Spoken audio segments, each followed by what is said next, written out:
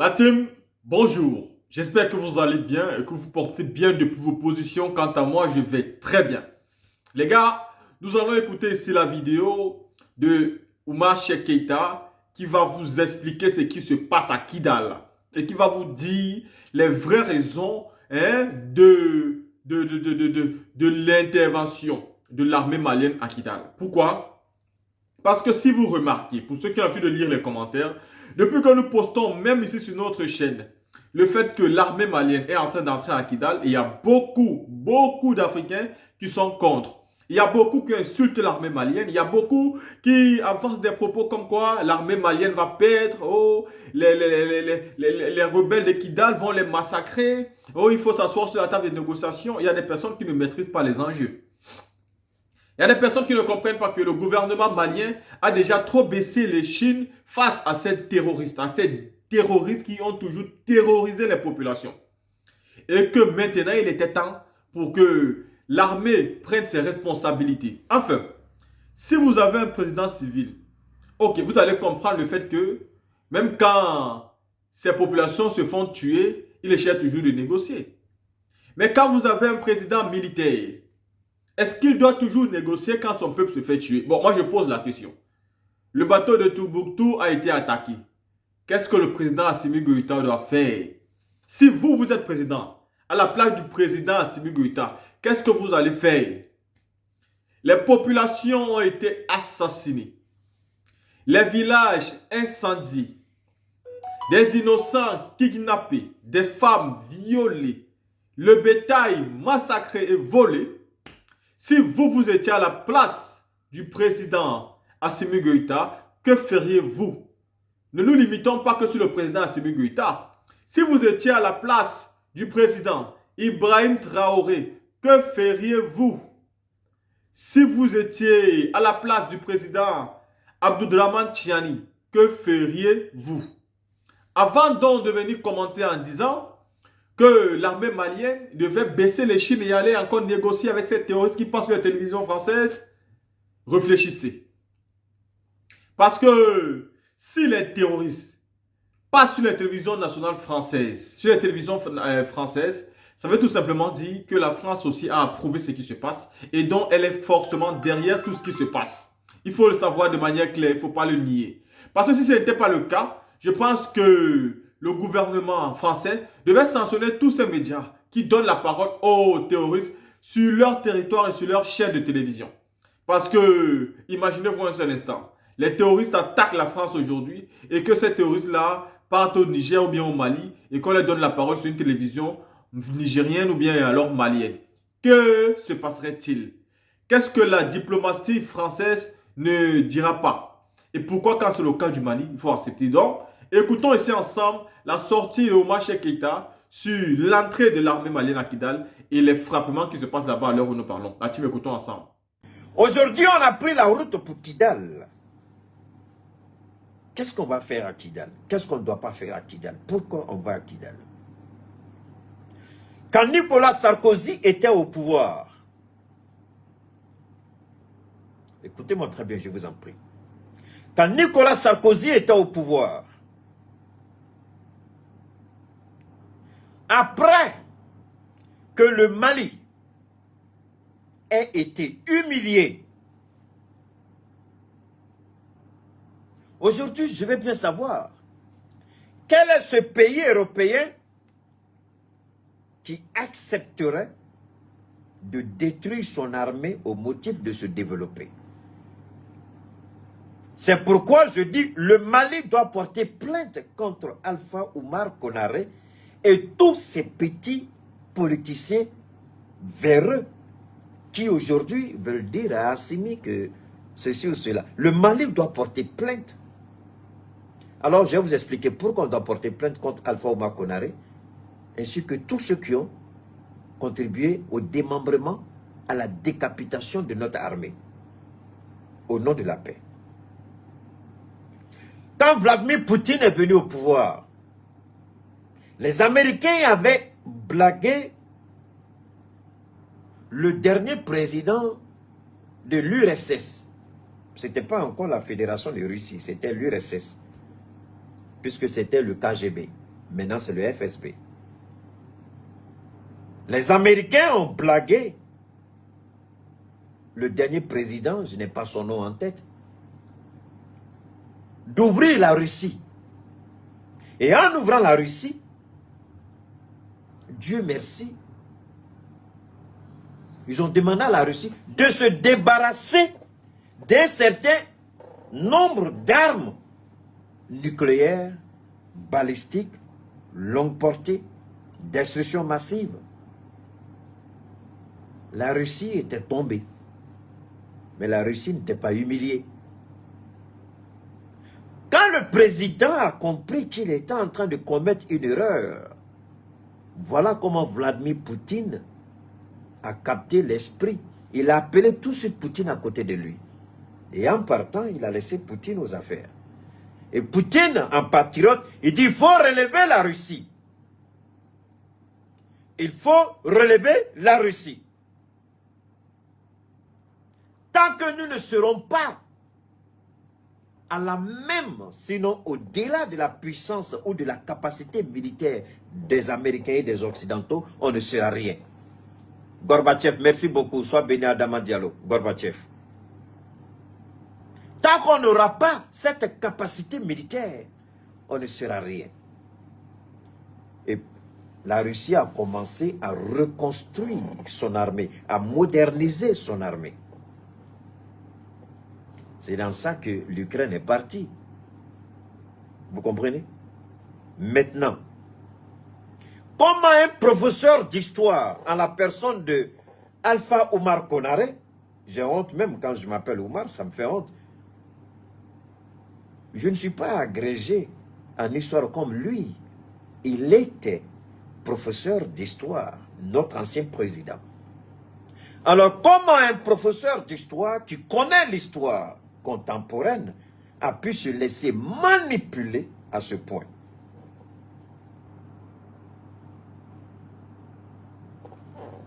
Posons-nous la question, qu'est-ce qui s'est passé? Je vous en prie, abonnez-vous rapidement et partagez. Il faut qu'on retrouve notre point de départ. On a été attaqué. Donc la première partie de notre intervention au niveau de Facebook, vous allez retrouver la première partie. Cette partie-ci, on n'a pas mis de titre. Hein? Donc quand je vais la publier après mon direct, je vais mettre un titre. Alors abonnez-vous pour les nouvelles personnes. Partagez. Beaucoup de cœurs, beaucoup de pouces bleus. Faites monter le mercure. Alors donc, la puissance d'un État repose sur sa capacité militaire. Je vous ai dit, la puissance du dollar, beaucoup vous le diront, c'est sur le pétrole. Mais comment ça peut reposer sur le pétrole puisque les Américains eux-mêmes ne sont pas grands producteurs de pétrole. Ils achètent avec les autres. Comment tu peux endosser ta monnaie sur les ressources naturelles de notre pays? Donc ceux qui vous disent que la puissance du dollar repose sur le pétrole, c'est absolument faux. On parle du pétrodollar, c'est par rapport à la monarchie. Quelle monarchie? La monarchie du Golfe. Alors, s'il y a un professeur d'histoire qui pense qu'il est suffisamment aguerri, qu'il a un PhD en histoire, je suis prêt encore à ce débat. Ah, Keïta, tu te vantes. Alhamdulillah, quand Dieu vous donne, je vous en prie, vantez-vous. Vous rendez gloire à Allah, vantez-vous. Parce que le diable aussi utilise des gens. Si vous ne vous vantez pas des bienfaits de Dieu dans votre vie, mais le diable prendra le dessus sur les... Ah, pourquoi je vais laisser le diable prendre le dessus? Je vais m'en vanter. Parce que pour moi, ce n'est pas à l'école que j'ai appris. Ce n'est pas à l'université. Mais c'est Allah subhanahu wa ta'ala qui fait descendre dans la petite tête qui est là. C'est un disque dur. La mémoire, elle sera intarissable. Donc quand Dieu me donne, je donne au monde. Puisque ce que je donne laisse des traces. Je répète. Quel pays qui veut se développer, mais qui n'a pas une puissance militaire digne de ce nom? Pourquoi la Corée du Nord n'a jamais été envahie? Pourquoi la Corée du Nord n'a jamais été attaquée? Parce que la Corée du Nord est une puissance nucléaire respectée et crainte. Mais nous, quand un professeur d'histoire vient prendre la tête de notre pays, c'est pourquoi je dis, les civils même là, on ne doit même plus les prendre comme président dans nos États africains. C'est-à-dire que quand le président qui est élu est au terme de son deuxième mandat, s'il fait bien, on cherche un bon militaire et puis on lui dit, hey, il faut démissionner. Démissionne et puis deviens civil. Viens être notre candidat. Parce que les militaires Les militaires, je le répète, ils ont la fibre patriotique. Les militaires, ils ont la fibre patriotique. Aux États-Unis, un civil en face d'un militaire ne gagnera jamais les élections. Barack Obama a été le premier à gagner une élection sans avoir fait l'armée. Ainsi que Donald Trump. Mais prenez le parcours, la biographie, le curriculum vitae de tous les anciens présidents américains. S'ils n'ont pas fait la guerre, ils ont été directeurs ou directeurs adjoints, soit comment on appelle, de la CIA, soit du FBI. Parce qu'ils ont la fibre patriotique. Mais chez nous, nos politiciens, dont on ne connaît aucunement la moralité patriotique, la civilité patriotique, on les prend et puis on dit, ils sont présidents. Voilà Alassane Ouattara qui est en train de tuer la Côte d'Ivoire. Il n'a pas la fibre patriotique. Parce que quand on aime son pays, il y a des choses qu'on ne fait pas. Alpha Oumar Konaré était un président, mais il n'avait pas la fibre patriotique. Sinon, il n'aurait jamais décapité ni démembré notre armée. Alors, les petits rebelles de Kidal, qui comptaient sur la France, Nicolas Sarkozy a fait miroiter devant ces petits rebelles. Parce que ATT, ancien président, enfin, de la transition, quand il est venu au pouvoir, il a compris, en sa qualité de militaire, que le Mali était trop exposé. Il fallait équiper le Mali. ATT a commencé à travailler sur l'option. Puisque, ne croyez pas, je vous dis quelque chose qui est vérifiable aujourd'hui. Non pas seulement par rapport à ATT qui le repose en paix, mais le Burkina vient de le dire. Et le ministre burkinabé, à la tribune des Nations Unies, il a dit, même les armes qu'on achète, on refuse de nous les livrer.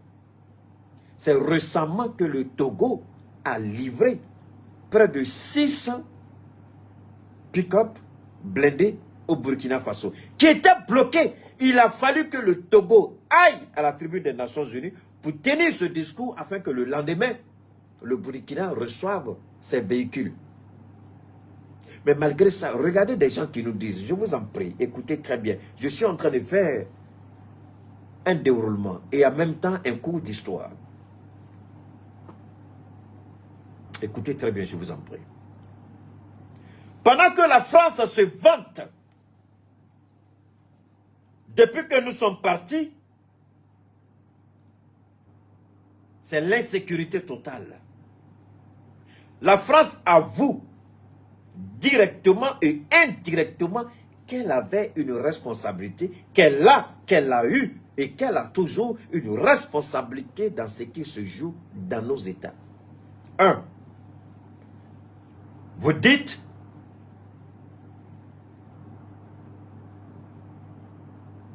les populations civiles sont prises entre le marteau et l'enclume, entre les terroristes.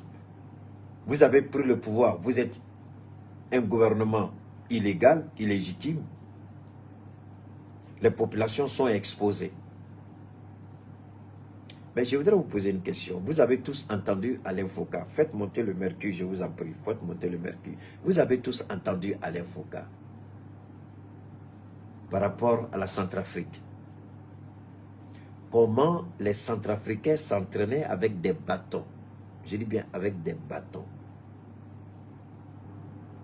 Il a fallu la Russie pour leur donner des kalachnikovs et des armes. Aujourd'hui, la Centrafrique a même des vecteurs aériens de combat.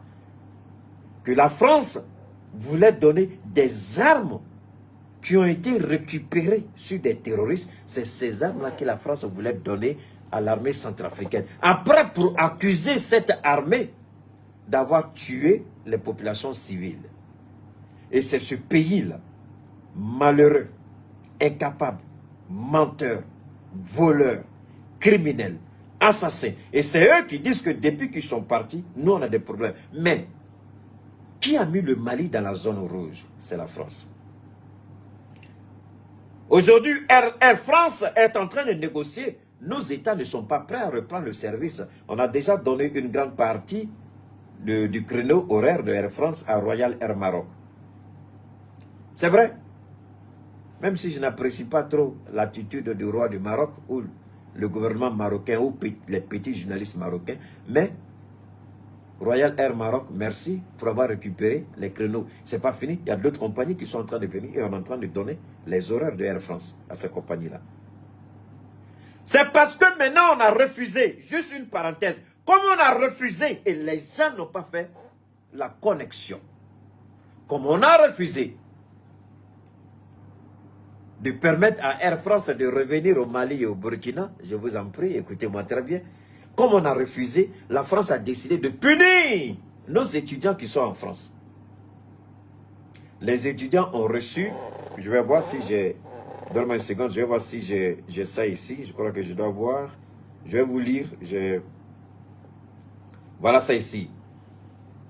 La France d'Emmanuel Macron a décidé de répliquer brutalement face aux sentiments anti-français et au coup d'État récent au Mali, au Burkina et au Niger. Ainsi, les étudiants maliens, burkinabés et nigériens ont reçu le 30 août dernier 2023 une notification du ministère français des Affaires étrangères annulant leur séjour en France.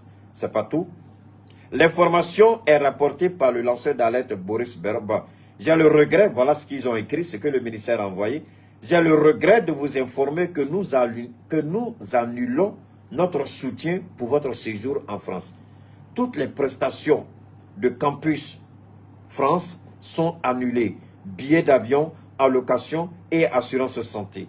La France a suspendu son aide au développement à destination du Burkina, du Mali et du Niger. Cette décision concerne également les bourses de mobilité du gouvernement français dont vous êtes bénéficiaire, peut-on lire sur le message qu'ils ont envoyé aux étudiants maliens, burkinabés et nigériens.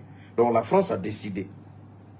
Alors c'est ce pays-là malheureux, c'est ce pays incongru, c'est ce pays irresponsable. Ces étudiants qui n'ont rien fait, aujourd'hui, sont attaqués par la France. Parce que tout simplement, on a décidé de prendre notre destin en main. Mais ce n'est pas tout. Alors, vu que la France a fait cela, quelle doit être notre attitude? Quelle doit être notre riposte? Je n'en doute pas que le général Tiani, il a déjà une batterie de réponses. Ainsi que le jeune capitaine. Mais nous interpellons notre président, l'éminent président, Assimi Goïta. Vous voyez, c'est ce que j'ai toujours dit. Nous réagissons quand on nous attaque. Mais pourquoi nous n'apprenons pas à donner des coups? Nous nous défendons, c'est bien, mais nous ne donnons pas les coups. C'est ce qui est malheureux un peu en Afrique. On ne donne pas les coups. Donc au président Assimi Goïta, vu que la France a annulé tout ça, qu'est-ce que le Mali attend pour annuler toute coopération diplomatique, culturelle avec la France? Et je demande aux trois pays du Liptako Gourma, l'Alliance des États du Sahel, que tous les trois pays sortent unanimement de la francophonie. Je demande au président Goïta, au président Ibrahim Traoré, au général Tiani, de sortir simultanément. Ils produisent un communiqué. Ils sortent tous. D'abord, de la francophonie. 2, qu'ils commencent à se préparer pour sortir du franc CFA. Je le répète. Qu'ils commencent à se préparer à sortir du franc CFA. Je parle du Burkina, je parle du Mali, je parle du Niger. Et qu'en même temps, que Air France soit suspendu jusqu'à nouvel ordre. Ça peut prendre 1 an, ça peut prendre 2 ans. Mais Air France ne revient plus chez nous. Qu'on apprenne à diversifier nos partenariats économiques. En d'autres termes, que tous les accords coloniaux, les 11 accords coloniaux, soient révoqués sans attendre. Ce n'est pas tout. Il faut que nos États apprennent à donner. Et les coups qu'ils donnent, il faut que la France comprenne que quand nous on donne, tu ne peux pas te relever. Mais en même temps, qu'on demande à nos partenaires iraniens, turcs, chinois, russes, qu'on leur demande de recevoir nos étudiants chez eux. Que nos gouvernements négocient avec les États-Unis, avec d'autres États, pourquoi pas le Canada, même si c'est un État voyou souvent, que nos États commencent à négocier avec d'autres États par rapport à des bourses.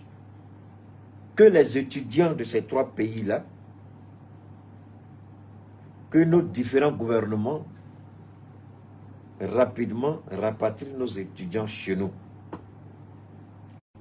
et trouvent des États prêts à les recevoir. C'est vrai. Hein? Facebook, là, vous dormez. Hein? Ils sont en train de nous attaquer encore sur Facebook. Si vous ne pompez pas les cœurs, vous êtes là, si vous prenez, parce que je dis tellement que vous êtes emballé, vous ne prenez pas. Ils vont couper. Ils ont coupé, ça c'est la deuxième tentative qui est là. Donc si vous ne pompez pas les cœurs, si vous ne pompez pas les cœurs et si vous ne faites pas les pouces bleus, ce n'est pas moi. S'ils coupent, je continue sur YouTube. Parce que YouTube, je suis sur le réseau Wi-Fi. Facebook, je suis sur la connexion mobile. Les empêcher. Si j'étais sur Wi-Fi, là, déjà ils avaient coupé. Alors, comme on commence à monter, ils veulent couper. S'ils coupent, je suis désolé, je ne peux pas revenir une deuxième fois, une troisième fois, pardon. Donc, je fais de mon mieux. Vous aussi, vous aussi, faites de votre mieux. Je vous en prie, sécurisez, partagez le maximum de cœur, le maximum de pouces bleus. C'est tout ce que je peux vous demander. Alors, donc, je reviens pour dire encore, nos étudiants, nos gouvernants ont la possibilité de rompre toute relation parce que la France a décidé d'être un État voyou. Alors quand on est un idiot, quand on est irresponsable, quand on est inconscient, je demande à nos gouvernements de prendre la mesure de la situation, de regarder avec un intérêt particulier ce qui se passe. Parce que si nos gouvernants ne ripostent pas, si nos trois présidents ne ripostent pas, la France va prendre encore d'autres. C'est parce que jusqu'à présent, on n'a pas encore donné un coup à la France, que la France, après avoir pris la décision d'annuler les visas de nos artistes, parce que nos gouvernements sont restés, nos gouvernants ils sont restés là, ils n'ont rien fait. Quand on a annulé pour les artistes, ils n'ont rien fait. Maintenant, on vient attaquer les étudiants. Et là encore, jusque-là, je ne vois pas encore de réaction. Nous, on ne peut pas les obliger. Mais nous, on fait nos analyses. C'est parce que ça, là, j'ai dit, frappez là où ça fait mal.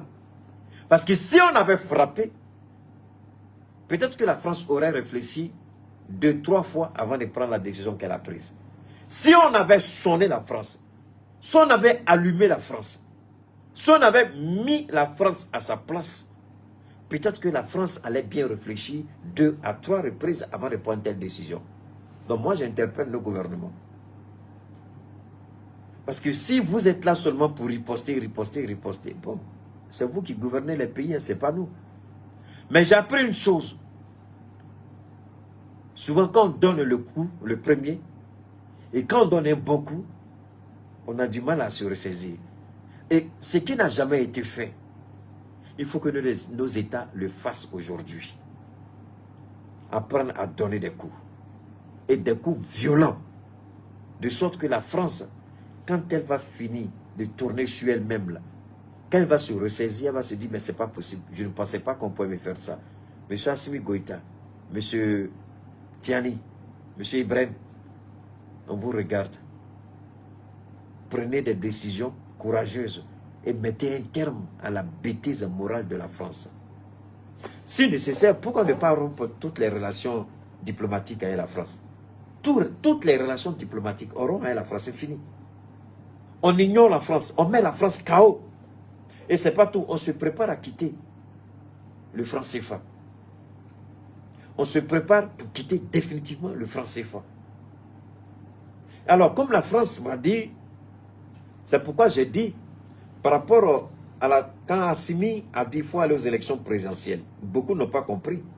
Et moi, je le dis, parce qu'aujourd'hui, je donne un exemple. Si le Mali veut sortir du franc CFA, et que Assimi demande la restitution de l'or du Mali, ils vont dire, vous êtes un gouvernement illégitime. Vous n'avez pas la légitimité pour demander la restitution de l'or du Mali. Mais ils oublient que celui qui a donné l'or du Mali, c'était un ancien putschiste, Moussa Traoré, paix à son âme. C'est lui qui a fait coup d'état à Morbo Keïta. Et c'est lui qui a fait entrer le Mali dans le franc CFA. Mais comme nous savons que la France est tellement malhonnête, c'est pas compliqué. Donc Assimi va aux élections, il est notre candidat, il gagne, on sort du franc CFA. Maintenant, c'est un président démocratiquement élu qui demande qu'on restitue l'or du Mali parce que le Mali ne fera plus partie du franc CFA. Ah, c'est eux qui ont dit pour que tu sois légitime, il faut que tu sois élu. Donc nous allons élire notre président et c'est pourquoi on dit on ne peut pas permettre à un politicien de venir au pouvoir. On ne peut pas accepter qu'un politicien vienne au pouvoir. Quel politicien qui sera assez courageux, assez audacieux pour demander que le Mali sorte du franc CFA? Quel politicien sera assez courageux pour continuer à équiper le Mali comme il se doit, à prendre les décisions courageuses comme il se doit? Wallah billah, on met un politicien à la tête du Mali, le Liptako Gourma est mort. La France va le manipuler. Ibrahim vous a expliqué le système de manipulation de la France. On vient, on vous propose un pourcentage dans le capital. C'est ce que la France a toujours fait avec nos chefs d'État. Ibrahim dit, si je voulais faire ça, je serais milliardaire tout de suite. Mais je ne suis pas venu pour ça. C'est pourquoi nous ne pouvons pas mettre à la tête de nos États. À l'état actuel des choses, on ne peut pas mettre un politicien. Donc tous les petits politiciens qui se manifestent, ils n'ont qu'à laisser tranquille. Nous, on veut d'abord reconstruire nos États. Aussi bien au Niger, au Mali, comme au Burkina. C'est quand on va finir de reconstruire nos États, peut-être dans 50 ans, dans 100 ans, les politiciens peuvent venir. Parce que pour le moment, là, les politiciens, on n'en veut pas. Et le message que nous laissons, même 50 ans après, nos enfants, nos petits-enfants, ils vont dire, attention, sur le travail qu'ils ont fait là, on n'a pas le... Parce que les politiciens, ils n'ont pas la fibre patriotique. Ils sont facilement manipulables. On roule le tapis rouge, il se retrouve à l'Élysée, c'est fini. Tant qu'un président africain ne tue pas en lui le complexe d'infériorité, comme l'a fait Ibrahim, comme l'a fait Tiani, comme l'a fait Assimi, comme le fait maintenant Faure Gnassingbé, comme l'a fait Mamadi Doumbia, si on ne tue pas le complexe d'infériorité, on ne pourra jamais construire nos États, on ne pourra jamais aller quelque part. C'est le complexe d'infériorité qui amène la France à nous voler, à nous piller. On ne peut pas accepter ça indéfiniment. Alors vous comprenez? Donc à Kidal, ils ont compris. La France avait manipulé, la France avait menti. Et les gens croyaient que l'armée malienne n'avait pas les moyens logistiques. Mais je vous jure, les petits rebelles qui se sont associés aux criminels, ils ont mis des espions qui ont filmé le convoi du Mali. Quand ils ont reçu la vidéo du passage de notre armée en direction de Aguelok et puis Tessalit, quand ils ont vu, et puis l'armée malienne a changé de tactique. Moi, je suis heureux. Parce que j'ai dit une chose, Alhamdulillah, gloire à Allah, béni soit Allah. C'est pourquoi quand je me vante souvent, c'est à raison, ce n'est pas à tort. L'armée malienne a fait deux choses que j'ai évoquées. Le parcours, le trajet, la route, toutes les voies que notre armée utilise maintenant sont des voies sécurisées.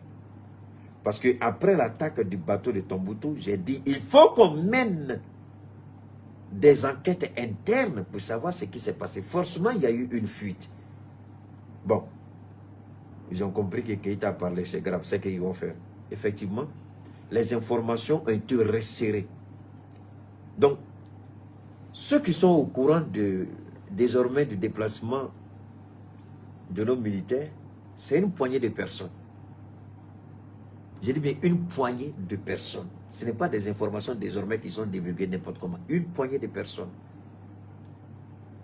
Alors quand on est sorti, on a pris différents chemins, différentes voies. Pour aller, c'est la même destination, mais on a pris différentes voies. Mais avant qu'on ne prenne la route, nos drones étaient déjà stationnés dans les...